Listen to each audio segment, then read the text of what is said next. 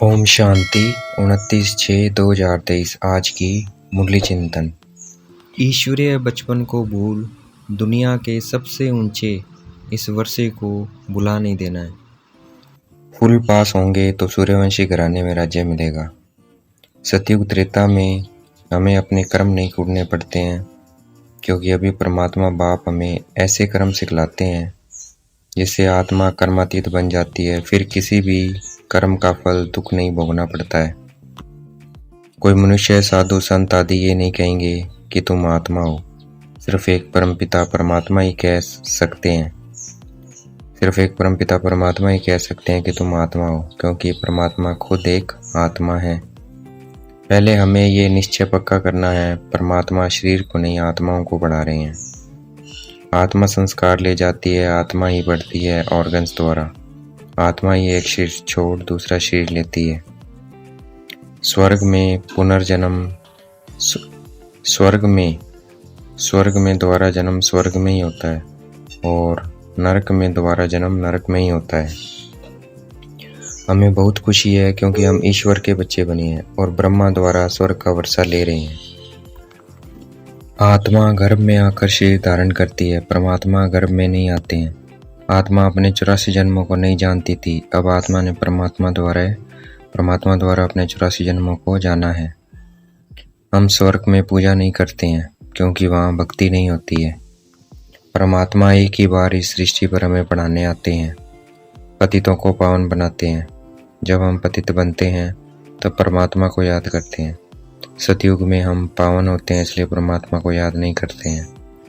पतित माया बनाती है, इसलिए पावन बनने के लिए परमात्मा को याद करते हैं। परंतु परमात्मा संगम युग पर आकर पावन बनाते हैं, यह मनुष्य को नहीं पता है। परमात्मा हमें फिर से प्राचीन राजयोग सिखला रहे हैं, जिससे भारत पावन बनता है। परमात्मा ब्रह्मा बाबा के मुख से अपना ज्ञान से हमें अपना बच्चा बनाते हैं, इसलिए ब्रह्मा बाबा माता भी है। वर्षा ब्रह्मा बाबा से नहीं शिव बाबा से मिलता है, क्योंकि वर्षा माता से नहीं मिलता है, पिता से मिलता है। बीके सरस्वती को ही जगदम्बा कहते हैं, क्योंकि वह पालना के निमित्त बनती है।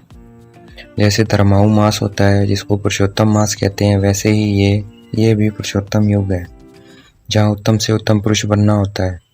परमपिता परमात्मा ही श्री श्रेष्ठ ते श्रेष्ठ है। वही श्री लक्ष्मी नारायण जैसे मनुष्य बनाते हैं। अब हमें देह सहित देह के जो भी संबंध है उनको भूलना है और शिव बाबा के साथ योग लगाना है। परमात्मा को याद करना ये बुद्धि की यात्रा है, ये आत्मा की यात्रा है। ये सब बातें आत्मा को धारण करनी है। ये शरीर तो जड़ है, आत्मा की प्रवेशता से ही ये शरीर चैतन्य बनता है। जब तीर्थों पर जाते हैं तो मनुष्य पवित्र रहते हैं, वैसे ही बुद्धि से या आत्मा से याद की यात्रा में रहना है, अर्थात तीर्थ पर रहना है, इस रूहानी तीर्थ पर रहना है। इसलिए हमें पवित्र जरूर रहना है। जैसे उसमें उन तीर्थों में पवित्र रहते हैं, वैसे इस रूहानी तीर्थ में भी पवित्र रहना है। रूहानी तीर्थ या जब हम अभी शिव बाबा की याद की यात्रा पर हैं, इसलिए हमें पवित्र रहना है। सतयुग में भेद की सुख शांति पवित्रता तीनों रहती है। अब इस कलयुग में मनुष्य के पास ये तीनों ही नहीं है। चलते फिरते कोई भी कार्य करते हमें शिव बाबा को याद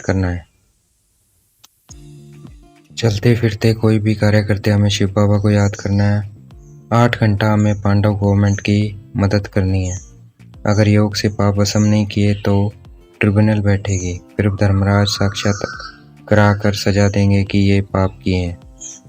उल्टे कर्म करके सतगुरु का निंदक नहीं बनना है। मम्मा बाबा ने शिव बाबा को सबसे ज़्यादा याद किया, इसलिए वह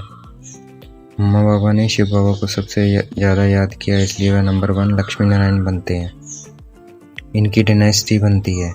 हमें मम्मा बाबा के मिसल मेहनत कर उनके तख्त के मालिक बनना है। परमात्मा को न जानने के कारण आज भारतवासी दुखी है। आज भारत की ये हालत है। परमात्मा ब्रह्मा मुख द्वारा हम आत्माओं से बात करते हैं, इसलिए ब्रह्मा मुख को गौमुख भी कहा जाता है। बाकी गौमुख से गंगा जल निकलने की बात नहीं है, ज्ञान जल की बात है, जो परमात्मा ब्रह्मा गौमुख द्वारा हमें देते हैं। अविनाशी ज्ञान रतन देते हैं। एक एक रतन ये लाखों रुपए का है। जितना जो शिव बाबा को याद करता है उतना वह इस दुनिया को पवित्र बनाता है।